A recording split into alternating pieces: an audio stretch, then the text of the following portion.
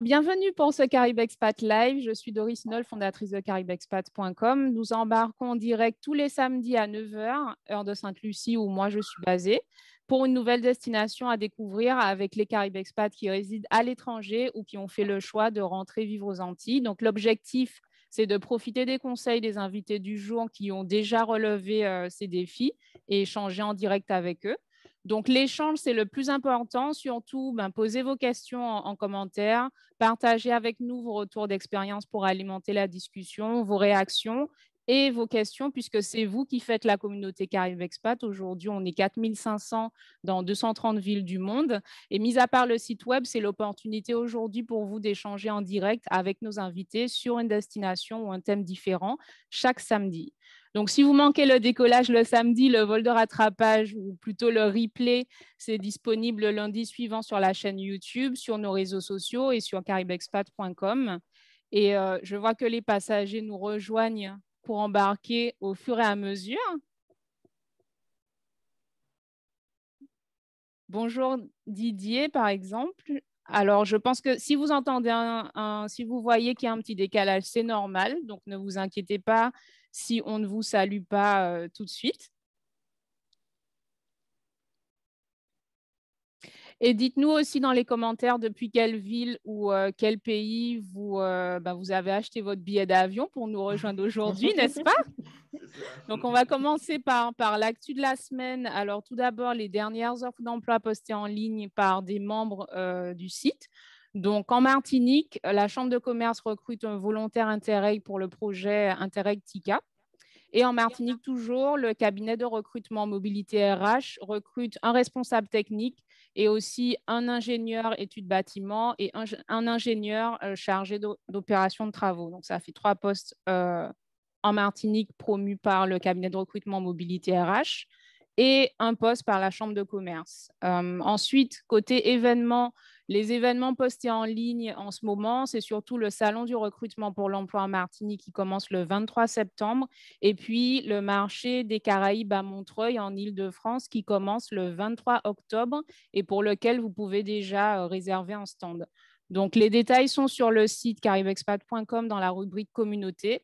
La rubrique qui est uniquement accessible aux membres inscrits sur le site. Donc, je rappelle que l'inscription est gratuite, ça prend 30 secondes et vous pouvez y aller directement. Et puis, une fois inscrit, vous pouvez aussi vous-même poster vos offres d'emploi qu'on va relayer au live, vos événements et vos annonces. Et on sera ravis de les partager avec les autres personnes. Donc, aujourd'hui, on décolle pour la Guadeloupe. Le thème, c'est quitter l'étranger pour vivre en Guadeloupe, quelle transition possible? Et le bonus à la fin du live, c'est nos guides Caribe Expat, notamment celui sur la Guadeloupe, donc vivre et s'installer en Guadeloupe. Alors, bienvenue en Guadeloupe. Donc, après un échange universitaire à Londres, vous avez décroché votre diplôme et vous avez débuté votre carrière professionnelle. D'opportunité en opportunité, vous êtes parti vivre à Dubaï ou à Tokyo avant de revenir finalement en France hexagonale dans une main tentative de faire ce qui vous tient vraiment à cœur, rentrer en Guadeloupe. Donc, simple à dire, moins simple à faire. Votre secteur d'activité n'existe pas sur l'île. Est-ce qu'il faut envisager une reconversion? Vous voulez absolument vous réinstaller ici, mais vous avez pris Go Voyage et l'idée d'allier les deux en créant votre propre entreprise serait l'idéal pour vous. Oui, mais comment faire? Et est-ce qu'il existe aussi des organismes qui peuvent vous aider à ce sujet? Donc, autant de questions liées à ce nouveau défi. Et aujourd'hui, pour en parler, je suis contente d'accueillir Lady Potoni, qui est rédactrice Oui. des guides Caribe Expat et qui est spécialisée dans le domaine de la culture et qui s'est reconvertie dans l'e-tourisme. Bonjour Lady. Bonjour Doris, bonjour aux passagers de caribeexpat.com du coup. Alors comme tu l'as dit effectivement, donc je ne sais pas si je lance tout de suite la présentation ou si tu présentes Je vais, l'ensemble des... ouais, je vais tous Ok, vous présenter, puis après on va ça continuer. Il y a marche. également Marvin Gernidier. Bonjour Marvin. Bonjour Doris, tous les passagers et à tout le monde, quoi. Qui est le fondateur d'MJ Metrics, qui est une agence de marketing digital en Guadeloupe qui est certifiée Google Partner. Donc, Google avec qui tu as travaillé en Irlande. Donc, tu vas nous parler de ça aussi rapidement. Et puis, il y a Nadège Saha, donc, qui est auteur du livre « C'est décidé, je rentre en Guadeloupe et rien ne l'empêchera », surtout le plus important, qui est paru récemment dans le parcours professionnel va de la Jamaïque à Trinidad en passant par l'Hexagone et aussi la République dominicaine et puis maintenant qui est en Guadeloupe. Et puis enfin, Yann Serrenton, qui est président de l'association Allez-Vini Guadeloupe, qui vise à agir contre le dépeuplement et favoriser le retour au pays des originaires de Guadeloupe vivant dans l'Hexagone ou à l'étranger. Donc, pour commencer... Bonjour Yann. Donc, pour commencer, quel a été votre parcours à chacun en dehors de la Guadeloupe et dans quel secteur d'activité vous avez évolué et quelles étaient vos missions clés? On peut commencer par Lady. Comme tu l'as précisé au départ, j'ai commencé par le domaine de la culture. Donc, j'ai travaillé dans le domaine du spectacle. J'ai travaillé sur des festivals jeunes publics. Ensuite, j'ai travaillé dans le domaine du tourisme. Donc, mes missions clés principalement, donc, c'était vraiment accompagner au développement de la structure touristique, dans mon dernier poste, en tout cas à l'étranger. Au niveau de tout ce qui était festival, donc c'était vraiment accompagner le développement du festival, faire l'accueil, faire toutes les actions de médiation culturelle, en fait, je les prenais en charge. Et dans le domaine du spectacle, donc je venais, j'étais un peu sans être, alors comment expliquer concrètement, sans être intermittente du spectacle en tout cas. Donc j'ai travaillé sur plusieurs spectacles en fait qui se situent un petit peu partout sur l'Hexagone. Donc pour résumer un peu, voilà. D'accord, très bien. Et toi, Marvin, quel a été ton parcours? Yes, alors du coup, moi j'ai travaillé dans le marketing digital au sein de Disneyland Paris, puis Google. Donc mon travail consistait simplement à améliorer la visibilité et le chiffre d'affaires des entreprises en améliorant leur site web et leur présence sur Google. Je dirais que les missions clés, ça a été d'aider Disney, par exemple, à, à rebondir un peu après une vague d'attentats qu'il y avait eu en 2016.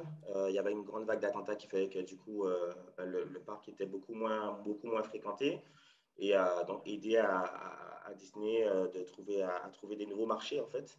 Donc notamment les Émirats Arabes Unis ou l'Europe du Nord, Danemark, Finlande, tout ça. Et ensuite, Google, les missions clés, ça a été, pour moi en tout cas, c'était vraiment d'aider à faciliter le process et permettre aux personnes de rédiger des publicités beaucoup plus simplement, facilement, se prendre moins la tête un peu, quoi. Donc, on va dire que c'est ça. D'accord, très bien. Alors, à ton tour, Nadège, ton parcours dans les destinations que tu mentionnais. Oui, justement. Alors, donc, j'ai commencé par j'ai deux Master 2 en coopération internationale. À l'issue du premier, j'ai fait un stage à l'ambassade de France à Trinidad et Tobago. Donc, du coup, c'est là où j'ai vraiment découvert le milieu diplomatique. J'étais au service de coopération et d'action culturelle de cette ambassade. Par la suite, j'ai travaillé en cabinet d'avocat d'affaires en affaires internationales à Paris. Ensuite, grâce à mon parcours associatif, j'ai eu l'occasion de mener des actions de coopération donc dans les pays que tu as mentionnés tout à l'heure, Jamaïque, Belize.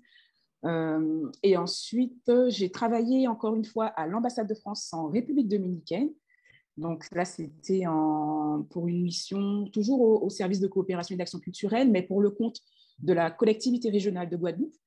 Et donc, depuis 2015, maintenant, je suis de retour en Guadeloupe. Et voilà. Mais vraiment très brièvement, parce que sinon, oui. on est là encore jusqu'à demain. Donc... oui. Et parcours d'ailleurs que tu as détaillé un petit peu plus dans ton livre, donc on aura l'occasion d'en reparler. Exactement. Aussi. Et Yann, voilà, très bien, merci. Et Yann, alors toi, tu es revenu en Guadeloupe après avoir fait une première partie de tes études dans l'Hexagone, puis après, tu as pu t'insérer directement dans la fonction publique, c'est ça? Ça n'a pas été aussi simple, hein? Ça n'a pas été aussi simple parce que c'est très Tu t'es vite reconverti. dit. Non, oui. J'ai dû me reconvertir. C'est vrai que d'abord, je suis revenu et j'ai tenté de la création d'entreprise et le lancement d'activités dans le domaine du numérique puisque c'était ma formation initiale en tant que DUT ingénieur, enfin en ingénierie logicielle. Puis, par la suite, j'ai découvert l'action publique à travers l'engagement associatif, notamment avec l'association Domstel Connexion, n'est-ce pas, Nadège, avec laquelle nous avons monté plusieurs actions notamment le Forum des futurs étudiants, et qui était une action qui était montée notamment pour accompagner les étudiants, justement, qui étaient dans la démarche de quitter la Guadeloupe et rentrer dans un réseau, si vous voulez, parce que ce n'est pas que la Guadeloupe, c'est finalement le dispositif s'est étendu dans tout l'outre-mer, puisqu'on a eu l'occasion d'avoir des relais en Guyane, en Martinique, à La Réunion. Et puis malheureusement, hein, puisque vous savez, le contexte social en Guadeloupe étant quand même un petit peu instable, nous avons été victimes dans le développement de cette structure d'un grand événement social que vous avez entendu parler certainement, qui était les événements du LKP. Donc par la suite, c'est vrai que tout ça m'a conduit à évoluer en parallèle à ça, à des missions pour les collectivités territoriales à titre contractuel. Puis ça m'a plu. Et là, j'ai choisi de me développer, d'approfondir. C'est comme ça que j'ai recommencé un cycle universitaire complet pour arriver finalement à un Master 2 en droit public et devenir aujourd'hui attaché territorial dans une collectivité pour laquelle je dirige, que j'ai une direction, voilà, si on peut dire comme ça. D'accord. Ok, donc toi, tu as réussi un concours. Pardon? Tu as réussi un concours? Alors voilà, j'ai réussi un concours exactement, voilà. Ah bah, félicitations, parce que c'est pas évident. Il y a quand même beaucoup de candidats. Ah ben écoute, oui, il y a beaucoup de candidats. On pourra en développer. Moi, particulièrement dans le concours que j'avais réussi, d'ailleurs, c'était en Martinique, il y avait peut-être 400 ou 500 candidats pour 2 ou 3 postes. C'est vrai que ça fait peu, mais les ratios ne sont pas aussi sévères, puisque la vérité, c'est que tout le monde n'est pas préparé. Enfin bon, on pourra en reparler si vous voulez dans une autre émission. D'accord, très bien. Et justement, pour nos 3 autres invités, où vous avez eu une période un peu plus longue à l'extérieur de Guadeloupe, donc quel a été votre déclic en fait? Quand est-ce que vous vous êtes dit, maintenant, direction la Guadeloupe, je rentre? Personnellement, c'est juste un moment où je me suis dit que ce que je faisais là-bas, ce que je faisais pour d'autres, je pouvais tout simplement le faire depuis chez moi. C'était aussi simple que ça. Donc, de rencontrer des gens qui venaient d'un peu partout, de toutes sortes de milieux sociaux, et qui vraiment avaient ce lien avec chez eux, de mettre en place de la coopération, de mettre en place des projets culturels entre chez eux et l'endroit où ils habitaient. Moi, je me suis dit que on est Guadeloupéens avant tout, et puis on va rentrer chez nous, on va essayer de faire la même chose. Ok, donc ça a été aussi simple que ça. Et Marvin, toi? Moi, c'était totalement impromptu. Donc, c'est un motif familial impérieux. Je suis rentré rapidement. Et puis, en fait, j'avais déjà en tête de revenir, mais il n'était pas prévu que ça soit de façon aussi rapide. Donc voilà, c'était totalement impromptu. D'accord, très bien. Et Nadège, à ton tour, comment tu t'es dit un jour, finalement, je rentre? Parce que c'était pas évident non plus. Non, c'était pas évident et c'est vrai qu'à l'époque, j'étais encore en République dominicaine et en fait, ma mission se terminait et je me posais la question de savoir est-ce qu'elle allait être poursuivie en Guadeloupe ou si j'aurais pu rester sur le territoire dominicain. J'avais une opportunité pour rester en République dominicaine, mais en grande amoureuse de Guadeloupe que je suis, je me suis dit, allez, vas-y, tu rentreras. Et puis forcément, comme tu étais considérée comme l'ambassadrice de la Guadeloupe en République dominicaine, tu trouveras du travail très facilement, ce qui n'a pas été le cas. Ce qui n'a absolument pas été le cas, mais ça a été quand même le déclic où je me suis dit, vas-y, et puis de toute façon, on verra, hein, ça ne peut pas être pire, même si ça a été pire, mais ce n'est pas grave. On apprend, en tout cas, on apprend et ça a été assez formateur. Oui, alors je vois qu'il y a d'autres passagers qui nous rejoignent dans le live sur Facebook, donc n'hésitez pas à partager vos réactions, poser vos questions, puisqu'on est là jusqu'à 10 heures. Donc profitez-en et n'attendez pas le dernier moment au cas où on n'ait pas le temps de déborder un petit peu sur la discussion. Donc Nadège, tu expliquais finalement que ce n'était pas si simple. Donc, quelle a été justement ta transition et comment est-ce que tu as abordé ça? Est-ce que tu as commencé à simplement postuler à des offres d'emploi? Est-ce que tu as pris un temps de réflexion? Alors, au début, quand je suis arrivée en Guadeloupe, je me suis dit qu'il fallait absolument que je trouve du boulot. Donc, j'ai frappé vraiment à toutes les portes possibles et inimaginables. Et je me suis dit qu'avec un parcours comme le mien, forcément, ça va être simple. Je vais pouvoir m'insérer très facilement. Mais je me sentais vraiment obligée de postuler, d'envoyer des CV et tout, alors qu'au final, rien ne m'y obligeait. Donc, ce qui s'est passé, c'est qu'en essuyant un nombre de refus assez conséquent, je me suis mis sur pause et je me suis dit, bon, de toute façon, j'ai droit en fait à l'allocation retour à l'emploi grâce à Pôle emploi. Pôle emploi, donc pendant 2 ans. Je vais me prendre 2 années pour réfléchir un peu à tout ça. Et donc, c'est ce que j'ai fait finalement, hein. Ça a été la pause de 2 ans qui m'a permis donc de faire beaucoup d'expériences associatives, de rencontres associatives, qui m'a permis également d'être confrontée à une certaine réalité, hein, du difficile accès à l'emploi sur le territoire, qui m'a mis aussi face à une réalité, celle à laquelle je ne m'y attendais pas, c'est la précarité quand on rentre au pays et qu'on n'est pas forcément, qu'on n'a pas forcément la possibilité de se faire insérer tout de suite. On est face à cette réalité précaire. Donc voilà, hein, la transition n'a pas été simple, mais elle a été encore une fois très formatrice et c'est là où je me dis quand même que ce qui ne tue pas rend plus fort, vraiment. C'est là où je me dis ça et que toutes les personnes qui ont envie, qui ont ce souhait de rentrer, je les encourage malgré tout à faire ce pas parce que aujourd'hui, on est dans un contexte qui est plutôt favorable. Donc voilà, je pense qu'il ne faut vraiment pas hésiter. Très bien. Et Marvin, comment s'est passée cette transition pour toi? Comment tu l'as abordée puisque tu disais que c'était impromptu? Oui, donc c'était impromptu. Du coup, la transition c'est assez brutal. Mais je me suis senti en tout cas très heureux d'être sur le territoire parce que je pensais de toute façon depuis longtemps revenir au pays. Voilà, dans mon cœur, c'était vraiment quelque chose que je voulais, mais je ne me sentais pas forcément déjà prêt puisque je m'étais dit, j'avais prévu un certain nombre d'étapes. Et voilà, et en fait, la transition, il faut bien le prendre en compte. Euh, j'ai envie de dire elle est professionnelle, souvent parce qu'il faut trouver un nouveau métier ou fonder une entreprise et tout ça. Mais j'ai envie de dire que la transition, elle est aussi culturelle, parce que lorsqu'on ne se rend pas forcément compte, lorsqu'on est à l'étranger, mais quand on revient, on se rend compte à quel point on a changé, à quel point on est différent. Et donc, il faut se réacclimater un petit peu. Il y a des petites choses sur les petites attitudes, sur les codes. Voilà, réapprendre un petit peu les codes pour s'insérer. Donc, pour moi, ça n'a pas forcément été simple tout de suite. Jusqu'à aujourd'hui, je pense qu'il y a encore d'autres choses que je dois encore réapprendre parce que je me suis déjà transformé autrement, on va dire. Mais, euh, mais voilà, donc en fait, il faut vraiment avoir une motivation très forte, une envie très forte lorsqu'on part parce que ça fait beaucoup de choses entre la transition professionnelle, la transition sociale et ensuite même culturelle. Ça fait beaucoup de facteurs d'un coup et on ne réalise pas forcément au départ lorsqu'on est à l'étranger et qu'on veut revenir. Et Lady, comment ça s'est passé de ton côté? Alors, si la décision en elle-même, c'est vrai, elle a été simple à prendre puisque j'ai beaucoup voyagé en fait. Donc, je suis souvent revenue en Guadeloupe entre-temps.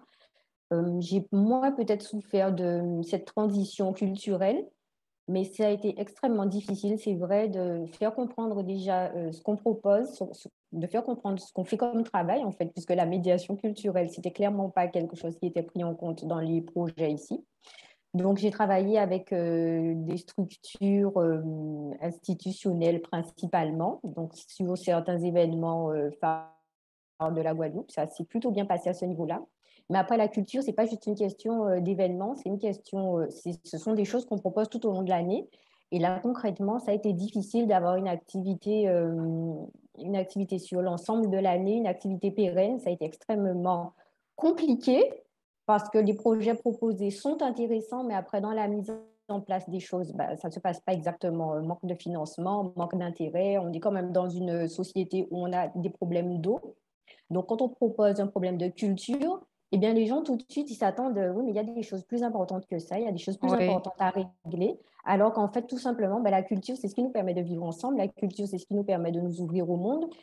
Il y a des métiers de la culture, ce sont vraiment des métiers. Il y a beaucoup de personnes qui n'ont pas conscience que ce sont des métiers encore aujourd'hui, qui veulent un service, mais qui ne veulent pas tout simplement payer le prix du service concrètement. Donc, c'est vrai que ça a été extrêmement difficile, d'où ma reconversion dont on va parler après.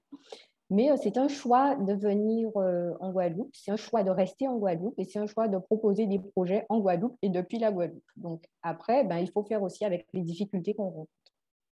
D'accord. Alors, est-ce que vous avez est-ce que vous avez mis en place des stratégies vraiment, même si quand on vous entend parler, on comprend bien que ça n'a pas été, vous n'avez pas eu, par exemple, vous n'êtes pas donné 6 mois à l'extérieur de la Guadeloupe en vous disant je prépare ça. C'est vous êtes simplement rentré pour la plupart. Et puis même si Nadège, tu expliquais que toi, tu savais quand même que ta mission arrivait à sa fin. Mais est-ce que vous avez, par exemple, commencé à postuler à des offres d'emploi à l'étranger? Comment vous avez fait pour convaincre des employeurs? Ou est-ce que en arrivant en Guadeloupe, vous avez décroché, par exemple, des entretiens et sachant que vous n'étiez déjà plus en emploi, comment vous avez réussi à convaincre que vous avez vraiment fait ce choix de rentrer? Et quelles sont aussi les difficultés auxquelles vous avez dû faire face? Donc, Lady, puisque tu es déjà… Moi, je dirais que j'ai pas forcément mis de stratégie en place puisque je savais quand même ce qu'était plus ou moins le secteur culturel en Guadeloupe. J'avais déjà l'idée de la création d'entreprises, en tout cas de proposer des activités dans le secteur culturel et dans le domaine de la mobilité.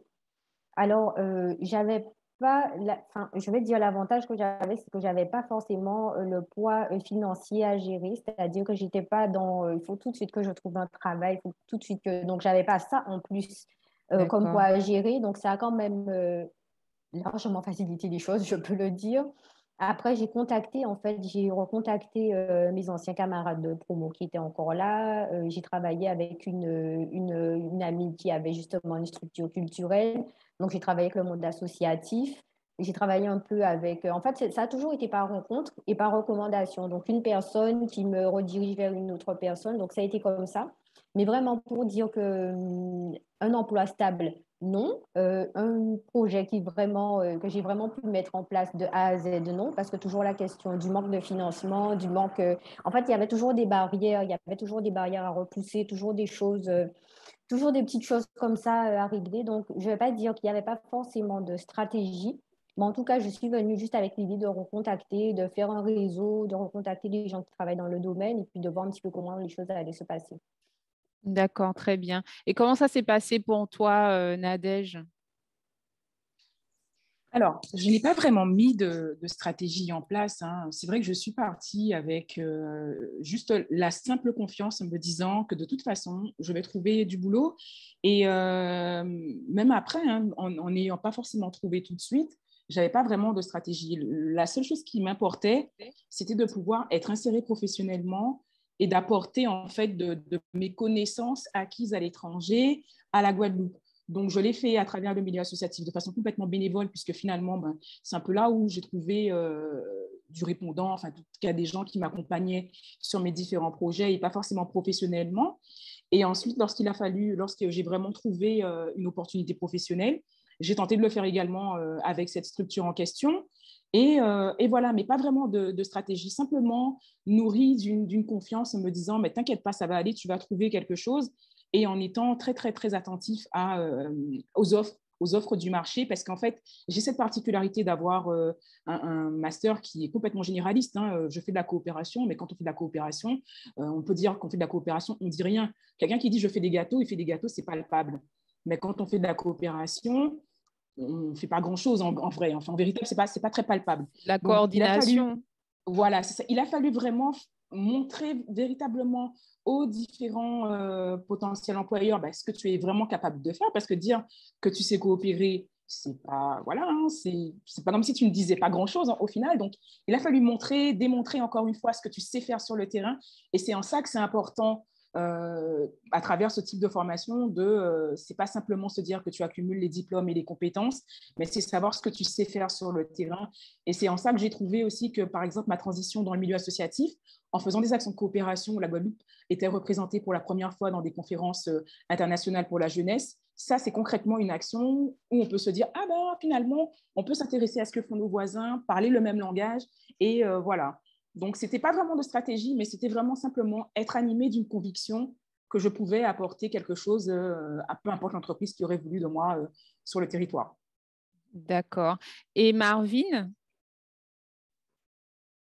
Alors, en fait, personnellement, moi, je dirais que Euh, pour moi c'est vrai que c'était assez facile pour moi, sans vous mentir, mais j'ai eu beaucoup de chance. Voilà, du premier coup, en fait, j'ai postulé. J'étais déjà ici, en fait, si je me rappelle bien. Et voilà, donc ça a été très vite. Maintenant, à travers le Cercle des Ambitieux, donc l'association ESOP Tipping Point, Cercle des Ambitieux, j'ai eu l'occasion d'accompagner et aussi de fréquenter en fait beaucoup de personnes qui sont revenues au pays, surtout des personnes qui essayent de briguer des postes de cadre ou qui cherchent à entreprendre. Et en fait, j'ai beaucoup aimé quand on a déjà parlé de conviction, parce qu'au final, effectivement, hein, c'est important d'avoir une stratégie. Souvent, c'est bien d'avoir une stratégie, mais je dirais que comme ça, juste en tout cas dans l'écosystème du Cercle des Ambitieux, ce qui est le plus important, c'est d'avoir un projet vraiment clair, parce que souvent, on sort de l'étranger, peut-être on a des compétences vraiment extraordinaires, des compétences superbes, mais les gens en face, ils ne savent pas forcément concrètement qu'est-ce que ça va leur permettre, en fait. Oui, comment ça s'applique dans leur contexte à eux, en fait. Voilà, c'est ça. Donc, en fait, déjà, il faut avoir un projet clair. Il faut bien prendre en compte aussi que les gens ne connaissent pas forcément. Donc, il faut leur dire, par exemple, si vous dites, vous faites du big data, les gens disent big data, c'est quoi? Non, non, mais si vous leur dites, voilà, je vais vous aider à toucher de nouveaux clients, tout le monde va dire, oui, moi, je veux des nouveaux clients. Donc, OK. Et ensuite, il y a le deuxième facteur aussi le plus important, c'est la détermination. Et ça, en fait, cette détermination-là et cette motivation-là, en fait, c'est important de ne pas se tromper sur elle. C'est-à-dire que il y a plusieurs façons d'être motivé. La façon la plus… En fait, dans la motivation, il y a deux côtés. Il y a ce qu'on appelle ça l'écologie plus, l'écologie moins, mais en gros, c'est plus connu sous le nom de la carotte et le bâton. En gros, est-ce qu'on revient en Guadeloupe? Il faut se poser cette question-là. Est-ce qu'on revient en Guadeloupe parce qu'on veut quitter une situation qui ne nous plaît pas et qui nous fait souffrir à l'étranger? Ou est-ce qu'on veut retourner en Guadeloupe parce qu'on a vraiment envie d'apporter au territoire ou parce que se sent bien là-bas, qu'on veut être entouré des siens et tout ça? En fait, ces deux motivations-là, elles sont vraiment très différentes. Alors, je ne dirais pas qu'il n'y a pas de moteur qui soit bon, parce que peut-être qu'en voulant quitter quelque chose ou une situation qui pèse, on puisse réussir à faire quelque chose, mais je dirais que pour mieux réussir, en tout cas, de ce que j'observe, les personnes qui réussissent le mieux et qui semblent, à mes yeux, les plus déterminées, qui réussissent le mieux leur projet, sont des personnes qui ont les deux côtés, c'est-à-dire qu'ils ont les deux motivations. Ils ont d'un côté une motivation carotte, voilà, ils ont envie de retrouver les leurs, ils ont envie de travailler pour leur pays, pour leur île et tout. Donc, ils ont cette motivation-là. Et ensuite, derrière encore, ils ont une motivation, un moteur de l'autre sens, voilà, qu'ils en ont déjà marre, ils pensent qu'ils ont déjà terminé un cycle ailleurs, etc. Donc, en fait, ils ont une carotte qui poursuivent, ils ont un bâton derrière. Donc, du coup, dans tous les cas, ces gens-là, ils sont déterminés à 200% parce qu'ils ne veulent plus être ailleurs, ils veulent à fond être ici. Du coup, voilà, donc il faut se questionner sur ça. Est-ce qu'on veut simplement quitter quelque chose qui nous pèse ailleurs ou est-ce qu'on veut apporter? Et est-ce que c'est possible de trouver deux types de moteurs pour revenir au pays et réussir?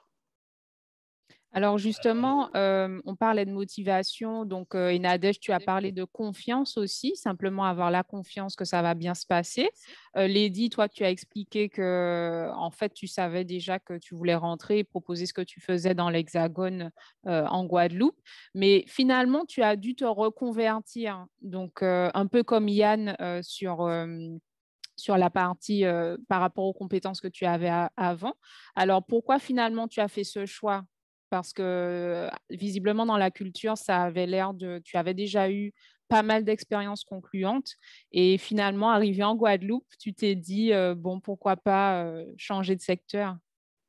Tout à fait. En fait, il faut prendre aussi en compte la crise sanitaire qui n'a pas du tout aidé les choses.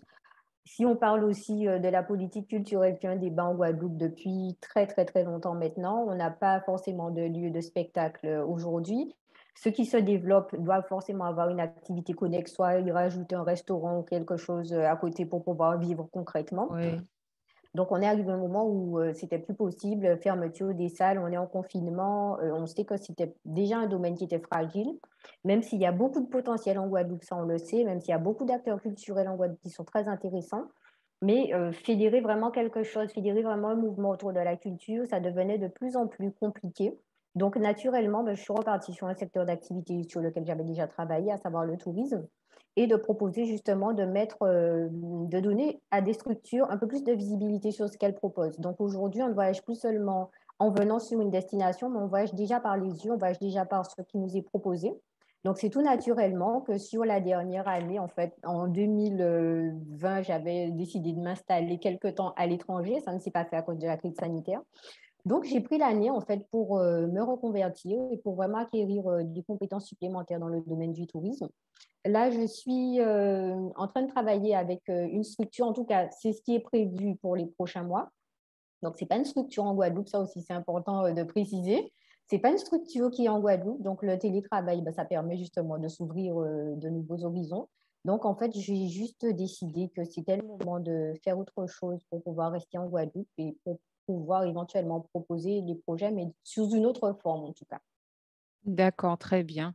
Alors, avant de donner la parole à Yann, qui va vraiment, lui, nous parler, mis à part son parcours, mais nous parler de ce qu'il a fait concrètement via l'association Alévini, qui s'est quand même donné une belle mission, celle de lutter contre le dépeuplement. Donc, comme tu disais, Lady, toi, tu travailles avec une structure via le télétravail. Donc, c'est une des conséquences de la crise sanitaire actuelle. Mais tu ne travailles pas avec une structure en Guadeloupe. Et la question que je voulais poser à Nadège, c'est justement, puisque moi, j'ai eu l'occasion de lire ton livre, qui est très bien fait. Mais c'est vrai qu'au fil des chapitres, à un moment donné, on se dit, c'est vraiment le parcours du combattant. Donc, quand tu cumules plusieurs mois de chômage, sachant les compétences que tu as, c'est pas comme si tu n'avais pas de compétences ni un profil qualifié. À un moment, on se dit, mais est-ce qu'elle n'a pas eu envie de repartir ou alors travailler à distance pour une autre structure? Parce que ça a l'air difficile, même si la conclusion du livre est positive et donne de l'espoir. Mais est-ce que tu n'as pas eu cette envie, justement? Complètement, hein, pour être honnête, après ces 2 années de précarité où j'arrivais à la fin de mon chômage, je suis arrivée à un stade où j'étais en fait en train de faire des démarches pour partir au Canada. Et c'est parce que je n'avais pas les moyens de payer, je ne me souviens plus, c'était à peu près 200 € la somme pour le visa, je crois. C'est parce que je n'avais pas cette somme-là que je n'ai pas pu partir. Et en même temps, j'ai reçu une offre, en fait, une acceptation à un poste. Donc, le poste de direction. C'était en fait un poste de chargé de mission culturelle.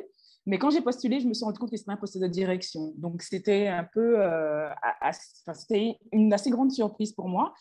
Et c'est vrai que j'ai eu cette envie de repartir. Et même aujourd'hui, hein, même en ayant écrit c'est décidé, je rentre en Guadeloupe et rien ne l'empêchera, j'ai encore envie de partir parce que mon parcours, en fait, a toujours été ça. C'est la première fois que je reste autant de temps dans un pays, dans un territoire. Mais aujourd'hui, il y a quelque chose de différent. Aujourd'hui, en étant en Guadeloupe, je me rends compte en fait du potentiel qu'a la Guadeloupe. Je me rends compte du potentiel de toutes les initiatives qui sont présentes.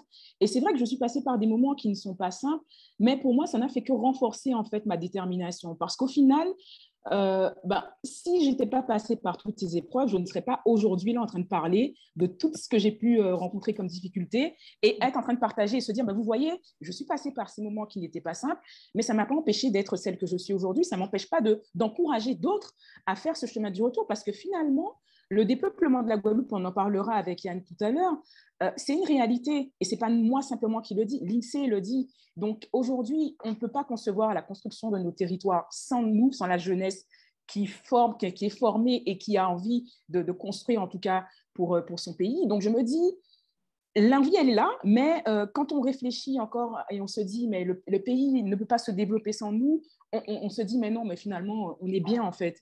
Et même s'il y a des problèmes d'eau, même s'il y a des problèmes d'Internet, de fracture numérique, etc., mais ce sont des problèmes sur lesquels on peut, j'ai envie de dire, passer au-dessus et voir l'essentiel. L'essentiel, c'est quoi aujourd'hui? C'est d'apporter en fait sa contribution à la construction de l'île qu'est la Guadeloupe. Et pour moi, c'est vraiment ça qui est important aujourd'hui, au-delà du fait de se dire que chaque fois que j'aurai des difficultés, je vais prendre ma valise et je vais partir. Ça, c'était quelque chose que je faisais très souvent avant, puisque bon, de toute manière, je ne quittais pas en Guadeloupe. Mais aujourd'hui, j'ai une attache sur le territoire, mes parents sont présents. Pour moi, c'est quelque chose de super important dans le contexte dans lequel on est, d'avoir ses parents à côté de soi et de pouvoir évoluer à leur côté. Donc, je ne peux qu'encourager toutes ces personnes qui ont envie de faire ce chemin du retour, de le faire. Parce que le territoire, encore une fois, ne peut pas se construire sans nous. Des personnes viendront, elles vont mettre leur grain de sel, elles vont repartir. Mais nous, on a cette attache, on a cet amour du pays. Et je pense qu'il faut qu'on cultive ça et qu'on arrête de regarder dans les yeux des autres la beauté de notre île. Alors justement, Yann, c'est une des missions de l'association Alévini.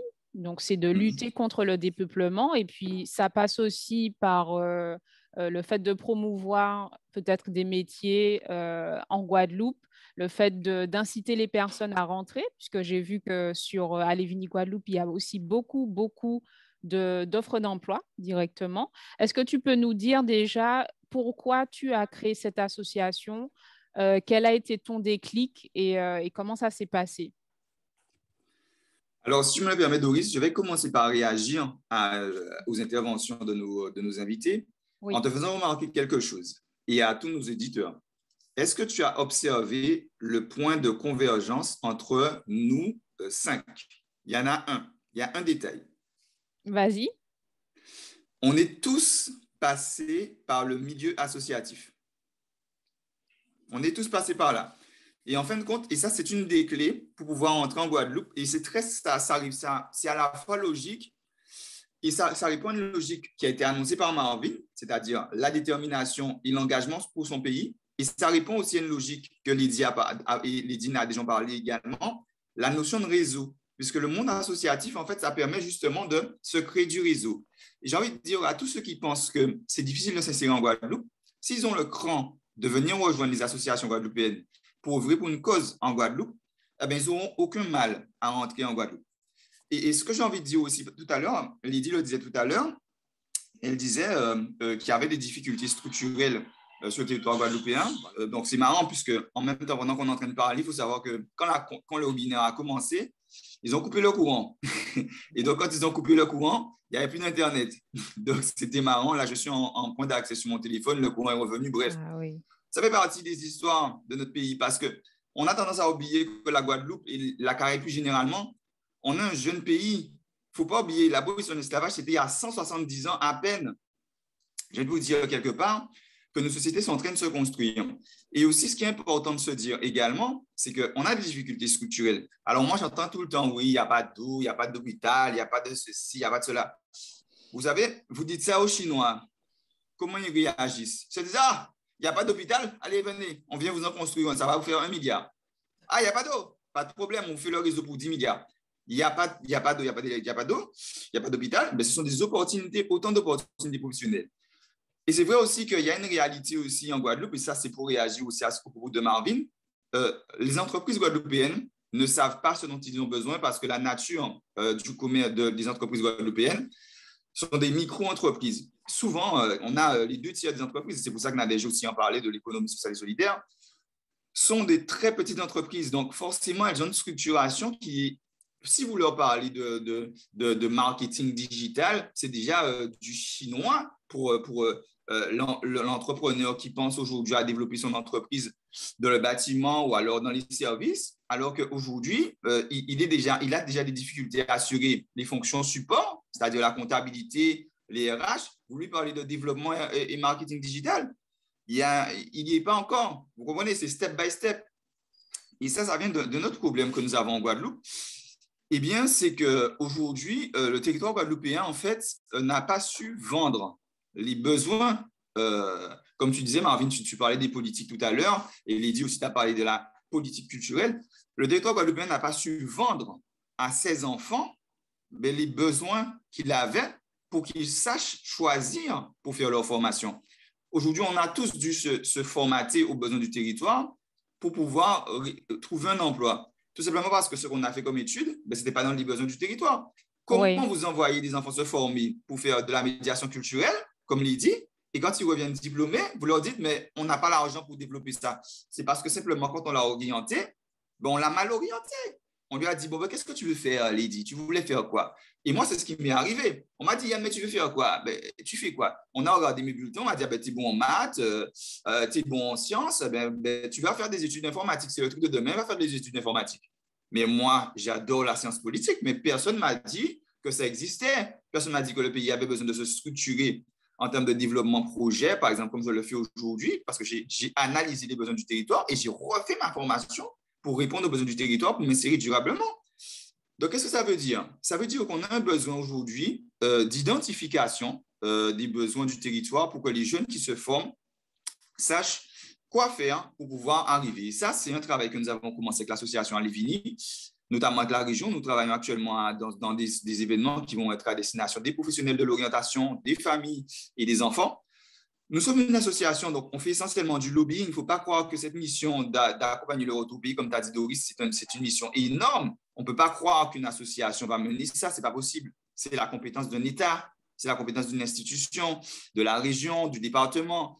Donc, nous, ce qu'on fait, c'est qu'on fait du lobbying et on développe de l'expertise justement pour les aider à améliorer leur politique publique et faire en sorte qu'elle soit plus efficiente dans le sens du retour au pays. Et je crois que ça ne vous a pas échappé, puisqu'il y a quand même beaucoup eu dans les discours politiques, notamment pour la campagne électorale des régionales, ou alors dans les discours politiques et notamment dans les actions politiques qui sont mises en place aujourd'hui.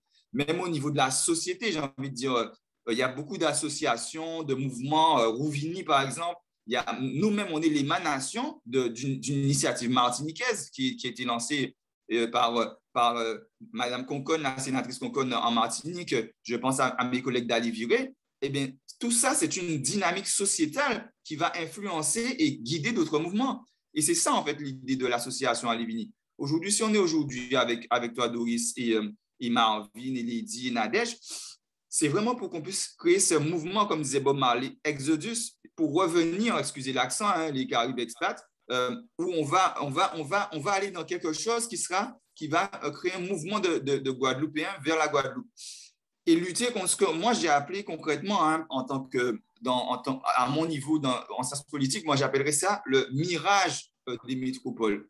Le mirage métropolitain, c'est quoi?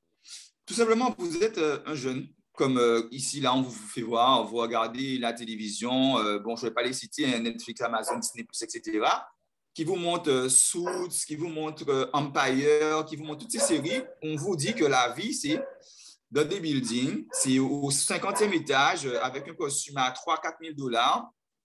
On vous dit que la vie, c'est gérer des contrats énormes, c'est des bullshit jobs, vous ne savez même pas ce que vous faites et tout.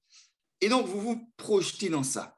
Vous ne voyez pas que la vie demain, vous êtes loin de vous imaginer que moi, j'ai fait une réunion avec le club DRH de Pôle emploi, où les DRH de la Guadeloupe me disaient, les grands, toutes les grandes entreprises guadeloupéennes me disaient, vous savez, vous n'imaginez pas le mal qu'on a à trouver des bouchers pour nos entreprises. Mais justement, j'allais y venir.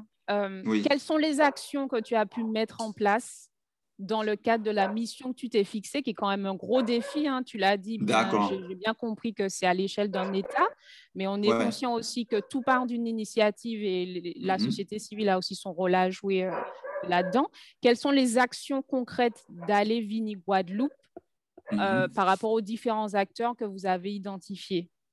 Alors, la première chose, c'est que nous avons fait un diagnostic sur le territoire pour identifier les besoins, les enjeux et les difficultés qui étaient liées à la mobilité en Guadeloupe. La deuxième chose, c'est que nous avons construit une plateforme du retour au pays. Donc, on devait la lancer le 29 juillet, mais on a pris du retard avec le Covid. Elle devrait être disponible d'ici début octobre. Donc, ça veut dire qu'une plateforme, les personnes pourront s'inscrire, postuler. Voilà. D'accord. Postuler, avoir des conseils, retrouver des aides financières des différents partenaires.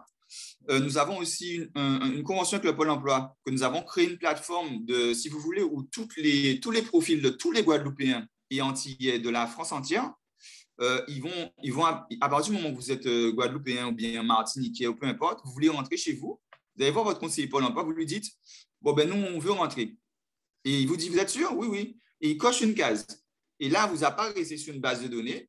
Et cette base de données, elle est accessible sur notre portail. Alors, le portail via une API Pôle emploi, donc qui va être normalement, ça devait, comme je le disais, on devait l'inaugurer le 29 juillet dernier, mais avec les histoires de crise sanitaire, pas possible de faire de réunion, quoi que ce soit. Bon, c'est compliqué. Donc, cette plateforme, elle sera disponible, je pense très sincèrement, début octobre, puisqu'elle est prévue pour être inaugurée au tout début du mois d'octobre. Mais je l'ai déjà expérimenté, ça fonctionne. D'accord. Et donc, ensuite, nous avons aussi cette mission avec la région. Nous travaillons sur l'orientation des jeunes. Donc, comme je l'ai dit, nous sommes en train d'élaborer un projet avec la région Guadeloupe sur l'orientation des jeunes. Et bien évidemment, nous organisons des événements très régulièrement, comme les webinaires, des salons. Nous avons essayé d'organiser, parce que notre association est quand même née en décembre 2019, donc juste avant, 3 mois avant voilà, l'état d'urgence sanitaire. Donc, du coup, nous n'avons pas pu réaliser concrètement notre salon du retour au pays, mais bon, d'autres ont pris le relais. Hein, je pense à d'autres actions qui ont été menées sur le territoire. Mais nous avons étalé cet événement sur toute l'année.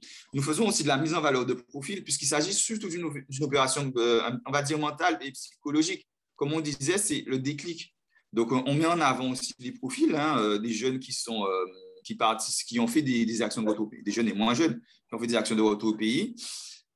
Nous aidons aussi les candidats au retour au pays. Alors, je reçois énormément, vous imaginez même pas, énormément de demandes sur les réseaux sociaux, via nos plateformes de demande d'aide individuelle. Donc, ce qu'on fait, c'est essentiellement faire fonctionner notre réseau pour aider les gens. Donc, ça veut dire, ça peut être de l'aide logistique, un logement pour avoir accès à un emploi, des meilleures connaissances pour la création d'entreprise. Donc, c'est énormément on va dire, de contacts, d'accompagnement. Et puis voilà, donc mais si vous voulez, notre ambition essentiellement, c'est de créer cette plateforme.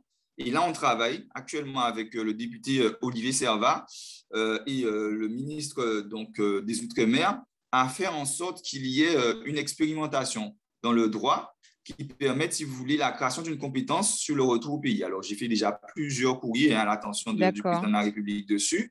L'idée, si vous voulez, c'est qu'en fait, nous axons notre action sur le fait qu'il y a une loi égalité réelle qui a été prise et mise en œuvre et qui a été renforcée en 2017 par un dispositif prévu par la députée réunionnaise Erika Barrette, qui prévoyait que, en fait, et ça, il faut le savoir, à partir du moment où vous avez fait vos études en France hexagonale, 5 ans, jusqu'à 5 ans après la fin de vos études, donc ça veut dire que vous avez le temps de faire 5 ans d'expérience professionnelle, vous avez droit à une aide au retour. Et ça, il n'y a pas de disposition d'application. La disposition est prévue, mais il n'y a pas de disposition d'application. Il faut savoir qu'il y a aussi une enveloppe qui s'appelle le Fonds de continuité territoriale. Cette enveloppe est votée chaque année en loi des finances et est gérée par l'ADOM. Mais cette partie de l'enveloppe est exclusivement gérée par l'ADOM pour les formations qui sont mises en œuvre, si vous voulez, par l'ADOM.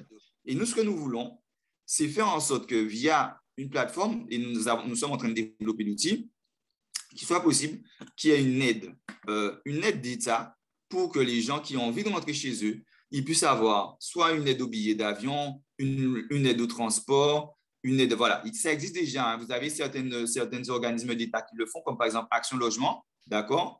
Mais ça, il faut avoir un contrat de travail. Oui. Vous avez aussi certaines aides qui existent dans le cadre de la fonction publique. Mais en droit commun, vous n'en avez pas. Si vous voulez créer une entreprise et rentrer chez vous, vous n'avez pas cette aide-là. Et là, aujourd'hui, c'est notre cheval de bataille. Donc, à ce titre, nous sommes en pourparlers avec les députés, les parlementaires guadeloupéens et martiniquais aussi sur cette question, en espérant qu'en PLF 2022, donc projet de loi des finances 2022, il y ait une disposition expérimentale pour justement faire en sorte que dans le fonds de continuité territoriale, et ce n'est pas à dire que l'argent n'existe pas. Je ne sais pas si vous vous imaginez. On n'y a pas vraiment accès, en fait. Parce que tu dis que la loi existe, mais elle n'est pas appliquée. La loi existe, l'argent est disponible. Imaginez-vous que chaque année, depuis 2019, l'ADOM a un excédent budgétaire de 10 millions d'euros. Et c'est eux qui ont confirmé ça, en fait. Ah ben, c'est le rapport d'activité. Vous pouvez le consulter sur Internet, oui. C'est disponible. C'est-à-dire qu'ils ont un excédent budgétaire de 10 millions d'euros. Alors, je ne sais pas, faites le calcul. À 500 € le billet d'avion, ça fait beaucoup, beaucoup de billets. D'accord? Et donc, je me dis qu'aujourd'hui, il est question de se dire que cette enveloppe, c'est un excédent annuel, hein, c'est-à-dire 10 millions d'euros qui ne sont pas utilisés. Alors qu'il y a des Guadeloupéens, des Martiniquais, des Réunionnais qui ont besoin de rentrer chez eux et qui pourraient disposer de cet argent-là, ça, pour pouvoir les aider à monter une entreprise, à faire des frais de transport logistique, à aider aux démarches administratives pour leurs enfants. Bref, comme Nadège l'a expliqué, quand on est en transition, on a une période de relais, les aides à l'emploi peuvent être marginalisées, voire ne pas suffire pour d'autres raisons qui sont évidentes. Donc aujourd'hui, on a droit à cet argent, il est voté, les dispositions législatives existent. Nous, ce qu'on veut, c'est qu'il y ait une expérimentation qui soit menée, prouver que ça fonctionne et que c'est nécessaire. Et une fois qu'on l'aura fait, en fait, après, généraliser, en tout cas, sanctifier cela dans la loi, comme ça a pu l'être pendant des décennies avec le Bumidum. Donc, voilà un peu le rôle que l'association Alivini s'est donné.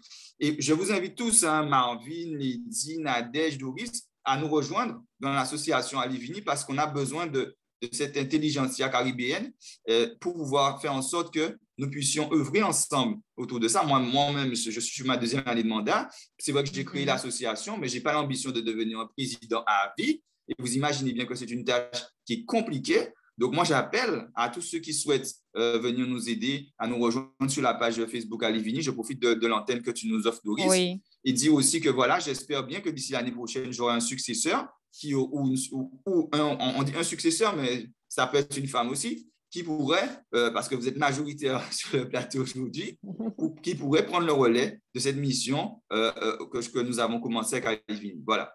Et justement, c'est une très belle mission. Et puis, même si tu disais que l'association a été lancée en tout cas en 2019, on est en 2021. Et moi, j'entends pas mal de choses ambitieuses. Donc, je pense qu'il faudra aussi que tu nous tiennes au courant du lancement de cette plateforme afin qu'elle puisse bénéficier à toutes les personnes qui nous écoutent aujourd'hui et plus également. Alors, parmi les questions, puisqu'on va passer aussi directement aux questions des personnes qui nous rejoignent sur Facebook, il y a aussi en commentaire de Rita, je suis dans une démarche de retour en Guadeloupe depuis presque 1 an, ça fait beaucoup. Je suis actuellement en poste en métropole. Ma stratégie est d'essayer de trouver du boulot avant de faire mon retour et j'avoue que c'est compliqué. Ce qu'on lui dit souvent, c'est qu'elle a un profil surdimensionné. Alors, est-ce que vous avez eu ce type d'objection? Comment vous les avez contournées, par exemple? Alors, moi, j'ai été confrontée à ça dès l'instant où j'ai eu envie, par exemple, de faire un deuxième master. C'est là où je me suis rendu compte, et d'ailleurs, je l'ai écrit dans mon livre, qu'être parfois surdiplômé, c'est comme si c'était un fardeau. Parce qu'on est confronté à des chefs d'entreprise, ou en tout cas, moi, le secteur que je connais le mieux, c'est le secteur associatif qui emploie. On est confronté à une réalité, celle parfois, en fait, de personnes qui n'ont peut-être pas les mêmes compétences que vous et qui, en voyant votre parcours, se sentent un peu frustrés de vous avoir dans leur équipe, tout en sachant qu'ils peuvent vous faire confiance, mais on sent qu'il y a une espèce de frustration qui s'installe. Concernant cette stratégie, alors, chercher depuis la France, oui, pourquoi pas, j'ai envie de dire, ça peut être une excellente stratégie à mettre en œuvre, hein, puisque de toute façon, aujourd'hui, qu'on soit ici ou ailleurs, la distance, je pense, n'empêche pas, en tout cas en fonction du profil. Mais malheureusement, en tout cas en fonction des entreprises, des fois, il va falloir, et d'ailleurs, c'est un combat quotidien, de faire valoir en fait aux entreprises le fait que vous êtes surdiplômé. Alors, surdiplômé, je ne sais pas si on peut vraiment parler de ça comme ça, mais en tout cas, vous avez les compétences qu'il faut pour pouvoir prendre un poste. Il ne faut pas considérer ça comme étant un fardeau. Il faut effectivement considérer cet employé-là comme étant une ressource indispensable au bon fonctionnement de l'entreprise, parce que la plupart du temps, toutes nos compétences font qu'on peut voir les choses différemment, on a une vision un peu différente. Et c'est vrai que certaines structures ont peut-être du mal à accepter le changement, mais ce n'est pas pour autant qu'il faut prendre ça comme étant un inconvénient, en tout cas, à l'insertion professionnelle. Je dirais à cette personne de ne pas abandonner, et puis de se dire une chose, que ce n'est pas parce qu'une entreprise ne veut pas de toi, en tout cas, parce qu'elle te sent trop diplômée, qu'il faut que tu t'arrêtes à ça et que tu te dises « ouais, non, mais j'avais vraiment envie de travailler là ». Si une entreprise a vraiment envie de travailler avec toi, elle fera le nécessaire pour travailler avec toi et te donner la rémunération que tu mérites. parce que trop souvent, on est là en train de pleurer notre peine parce que voilà, une structure n'a pas envie de fonctionner avec nous. Mais à un moment, il faut accepter que peut-être qu'elle n'est pas faite pour nous. C'est comme dans les relations humaines. Hein. Tu ne vas pas forcer quelqu'un à t'aimer si la personne, elle ne t'aime pas. C'est vraiment, vraiment comme ça qu'il faut voir les choses. Donc, il ne faut pas se décourager. C'est sûr que c'est un parcours du combattant, ce n'est pas simple, mais il faut partir du principe où, quand une porte se ferme, il y en a une autre qui s'ouvre. Et ça, c'est peut-être dit, oui, dans les livres de développement personnel, on retrouve souvent ça, mais moi, mon parcours me l'a prouvé. À chaque fois que quelqu'un m'a dit non sur un truc, j'ai été ailleurs et finalement, je me suis rendu compte que ce que j'ai perdu, c'était rien, parce que j'ai gagné vraiment plus derrière. Oui, ça a laissé la place à l'essentiel finalement, le fait qu'il y ait eu des réponses négatives. Totalement. Et totalement. Donc, tu peux être diplômé pour quelqu'un, mais bien au contraire, avoir les compétences requises pour une autre. Oui, et Marvin, par exemple, effectivement, lorsqu'un employeur dit qu'on est surdiplômé ou profil surdimensionné, Marvin, par exemple, effectivement, si on prend ton CV, qu'on voit que tu as eu un parcours assez exemplaire, que tu as été en Irlande, est-ce que l'employeur ne te dit pas justement, est-ce qu'il n'a pas une crainte que tu vas t'ennuyer finalement dans ce poste et que tu ne vas pas rester? Donc, est-ce que tu as eu aussi peut-être des objections de ce style-là, de profil surdimensionné que tu as dû contourner et comment tu t'es pris pour faire ça? Alors, c'est une très bonne question, puisqu'en fait, déjà, le terme surdiplômé, ça veut dire qu'il y a plus de diplômes que nécessaire. Mais c'est quoi nécessaire? Sachant que chaque compétence qu'on va obtenir en plus de celle qu'on a déjà va permettre de structurer notre pensée et nous permettre d'aller plus loin. Alors, effectivement, les deux objections que les RH ou les chefs d'entreprise vont avoir lorsqu'ils vont avoir quelqu'un qui veut revenir au pays et qui vont dire surdiplômé ou surqualifié, ça peut être deux choses, deux objections en fait qu'ils ont. Ça va être effectivement la motivation. Ils peuvent se dire, est-ce que tu vas être motivé pour pouvoir réussir dans ce poste-là par rapport à ce que tu as déjà connu, peut-être par rapport à ce dont tu aspires et tout ça. Et le deuxième, ça peut être la rémunération. Donc, il peut se dire, tu as tout ça, moi, je rêverais d'avoir quelqu'un comme ça. Mais cette personne-là va vouloir avoir des prétentions salariales qui sont au-delà des capacités. Donc, la première chose, je donnerai, alors c'est quoi son prénom? Rita. Rita, moi, ce que je dirais à Rita, c'est que c'est bien si la personne a répondu, c'est génial parce que la plupart du temps, il n'y a pas de retour. Donc déjà, il y a eu un retour. C'est vrai. C'est quand même déjà très bien. Et donc, si elle a fait ce retour-là, peut-être qu'elle n'a pas voulu lui dire ça franchement ou directement, mais si elle a fait ce retour-là, ça veut dire qu'elle apprécie à minima son profil et qu'elle se demande juste est-ce qu'elle sera motivée à ce poste-là ou est-ce qu'elle pourra travailler pour la rémunération qu'elle est capable, elle, de proposer et qui peut-être, elle se dit, ne lui suffira pas. Alors, c'est important de montrer sa motivation et de montrer son attachement à la Guadeloupe. Franck Bruno, le directeur adjoint du MEDEF, il expliquait que les entreprises ont le plus grand mal à garantir des profils qui ne sont pas justement des profils locaux et qui viennent ici en Guadeloupe travailler. Parce que ces personnes-là, elles ont un attachement ailleurs. Donc, elles viennent ici, elles travaillent, voilà, et ça dure un temps, pendant 4-5 ans, et puis elles repartent. Et en fait, un recrutement, ça coûte cher. Oui, c'est un investissement. C'est un gros investissement. Et surtout, l'échec d'un recrutement, c'est vraiment incroyable parce que ça génère tout un tas de coûts en cascade. Donc, le recruteur ne veut vraiment pas se tromper. Donc, il a besoin d'être rassuré. Et là, par exemple, Rita, c'est ça? Oui. Rita, je pense que ce que tu peux lui dire, tu peux lui expliquer ton attachement au territoire, expliquer à quel point tu veux être, par exemple, proche de ta famille, voilà, que tu vois demain ta vie en Guadeloupe, etc., etc. Essayer d'introduire le sujet peut-être de la rémunération. Donc, attention, hein, l'argent, c'est quand même tabou un petit peu. Donc, il faut faire ça vraiment avec délicatesse pour voir est-ce que le frein de cette dame-là ou de ce monsieur, c'est est-ce qu'elle pense que tu seras suffisamment motivé ou pas, ou est-ce que son frein, c'est est-ce qu'elle pense qu'elle pourra te payer ou pas. Voilà. Alors, autant le frein de la motivation, il dépend de toi directement, c'est-à-dire que tu peux réussir à prouver et à lui montrer que tu aimes le territoire et que tu peux réussir sur place. Par contre, le frein, il ira à la rémunération, c'est fait que dépasser un certain niveau d'expertise, peut-être qu'on n'a pas forcément envie de retomber sur des salaires qu'on avait peut-être en début de carrière et tout ça.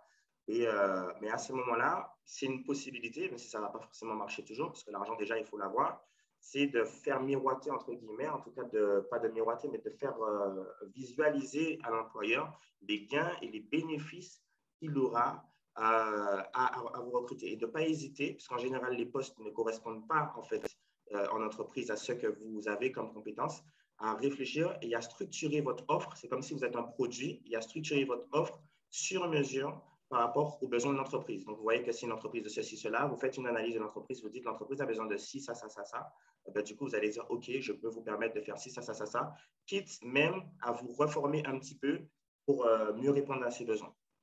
Et puis aussi, est-ce que justement, c'est pas plus simple de trouver un emploi quand on est déjà sur place pour éviter ce genre de remarques, ou alors quand on est à l'étranger, parce que parfois on a l'impression bizarrement que lorsqu'on est à l'étranger, on attire plus les cabinets de recrutement et les responsables ressources humaines, quand bien même le risque est plus élevé de vous embaucher depuis l'étranger.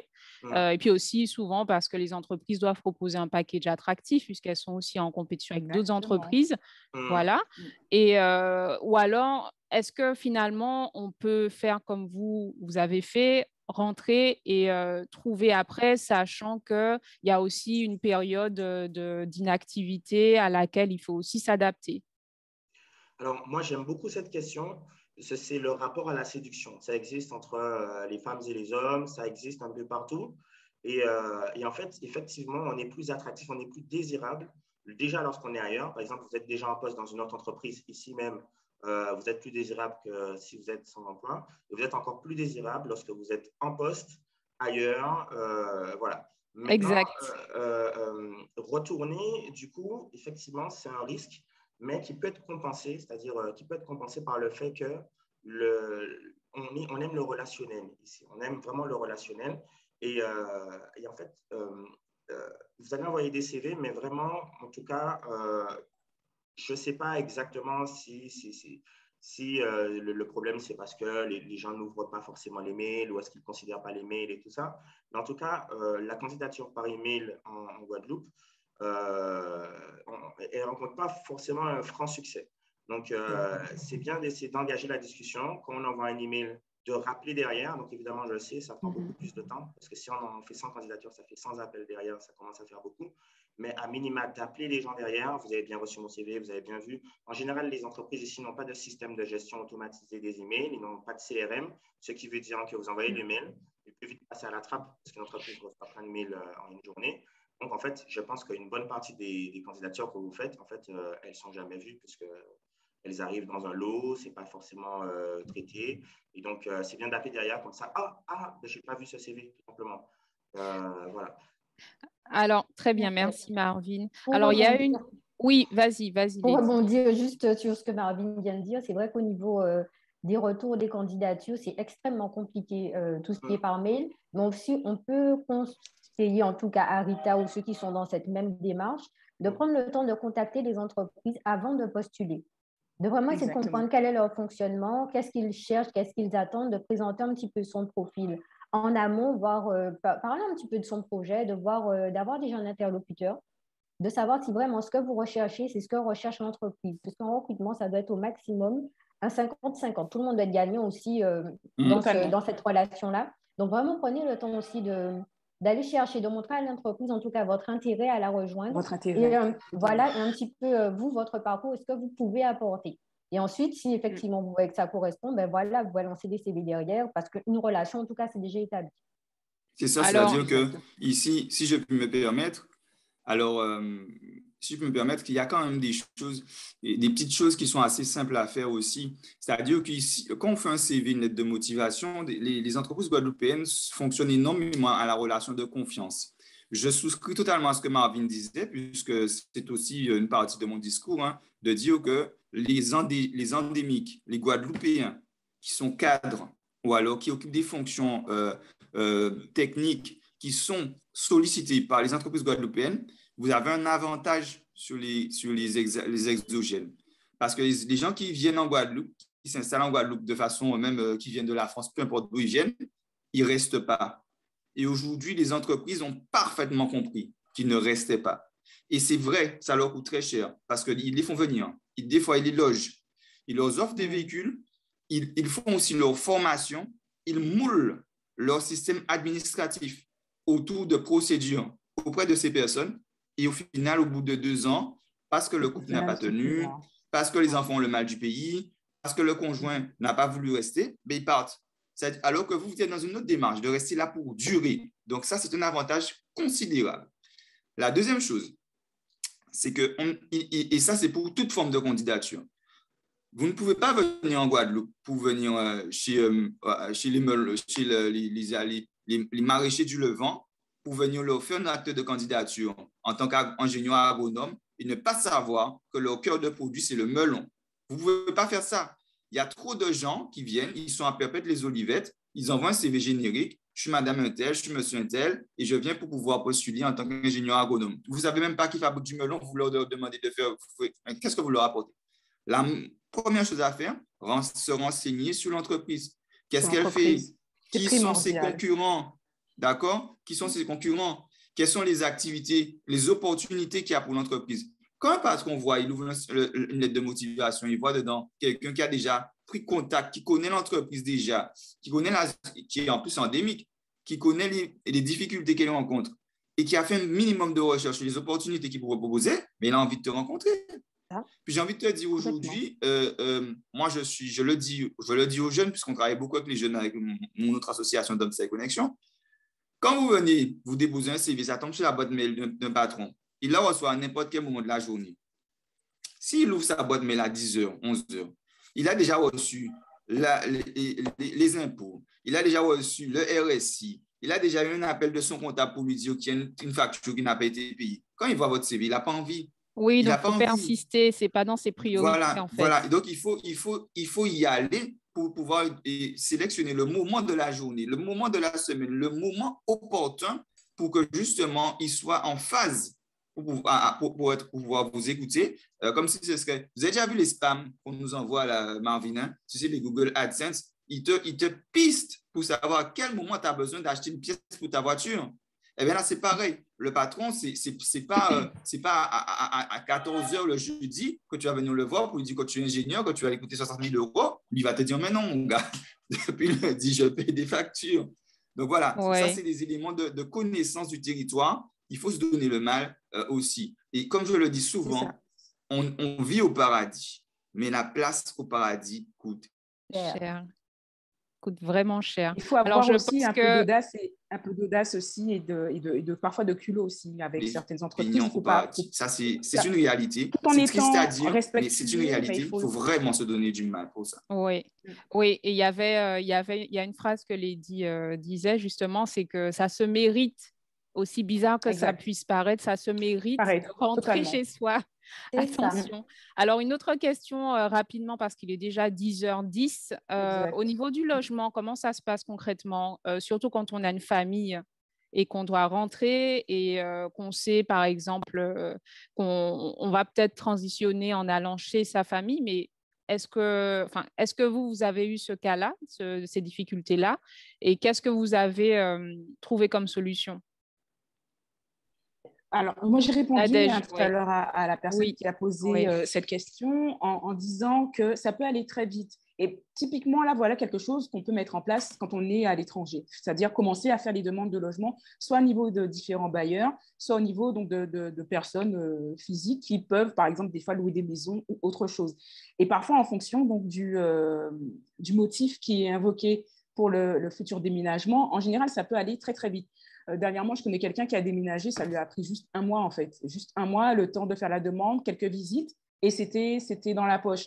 Donc, effectivement, ça peut aller très vite, il faut juste activer certains leviers. Au niveau des bailleurs sociaux, si on a envie de retourner en appartement, et au niveau des agences effectivement qui parfois font des offres plutôt intéressantes de la part de particuliers qui sont souvent intéressantes, en tout cas pour les familles. Et parfois, ça va vraiment très, très vite. Je ne pense pas que ce soit un véritable obstacle. Alors, c'est sûr qu'il faut être logé quelque part, surtout quand on vient pas tout seul, on est en famille. Mais en activant ces leviers-là, la plupart du temps, ça va très, très rapidement. Il n'y a pas de difficulté à avoir là-dessus. Alors, Très j'ai envie bien. d'ajouter qu'il y a une Oui, entreprise spécialisée dans ça, Mobility Oui, Outre-mer.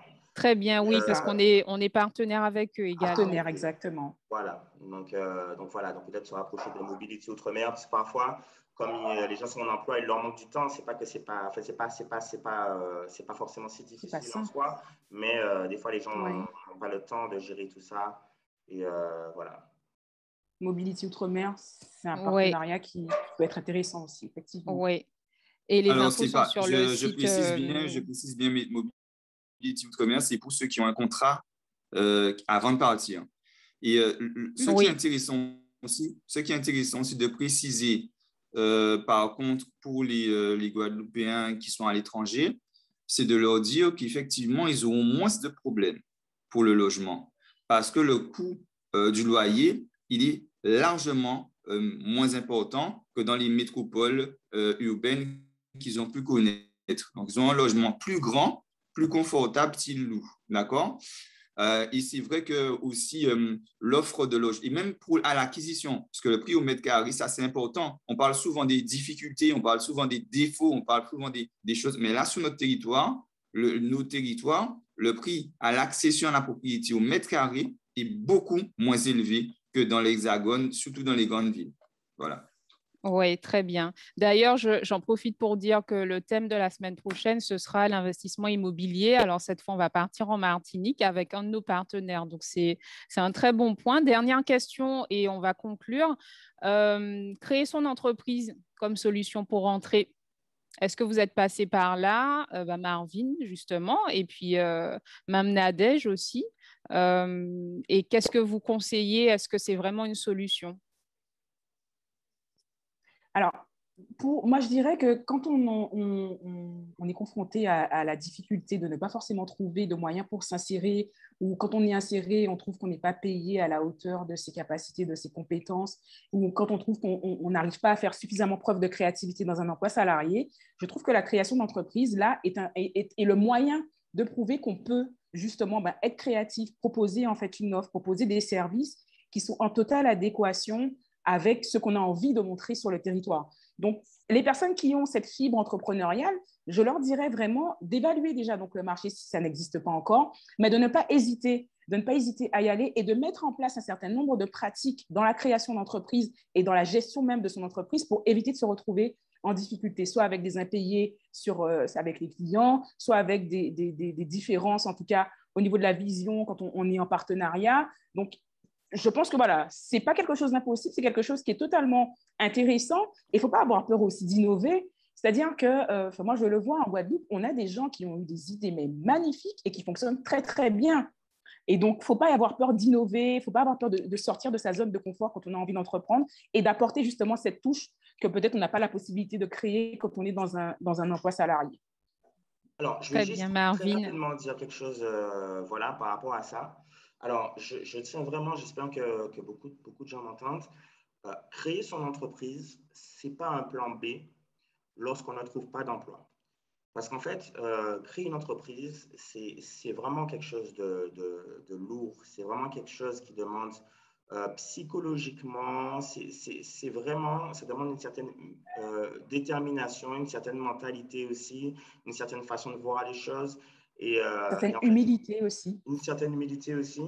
Donc, du coup, créer son entreprise, ça ne peut pas être un plan B lorsqu'on ne trouve pas d'emploi. Créer son entreprise, c'est si par exemple vous avez une vision ou un projet que vous souhaitez mettre en place, d'accord, que vous avez toujours rêvé de mettre en place, vous voulez faire ci, vous voulez faire ça, ou peut-être que vous découvrez quelque chose que vous avez envie de faire et que vous vous sentez motivé pour ça et que vous pensez ou alors que vous n'êtes pas forcément parfaitement adapté à un emploi salarié parce que vous avez toujours envie de nouvelles idées que vous voulez mettre en place, que vous ne rentrez pas toujours forcément dans le canevas qui était prévu pour vous. Et là, à ce moment-là, c'est une bonne idée de créer son entreprise. On peut la créer en anticipation, par anticipation, c'est-à-dire que plutôt que de la créer dans 10 ans comme on avait prévu, on ne trouve pas d'emploi tout de suite et tout ça, on se dit, bon, tant qu'à faire, je vais y aller maintenant, je vais mettre en place ce que je peux pour que cette vision, que ce projet-là se réalise. C'est vraiment dans ce cadre-là, du coup, créer une entreprise, je dirais que c'est recommandé. D'accord, très bien, merci. On arrive à la conclusion de ce live. Je sens que le débat était passionné, mais malheureusement, on est obligé de conclure. Mais merci à tous, en tout cas, pour votre disponibilité et votre partage d'expérience.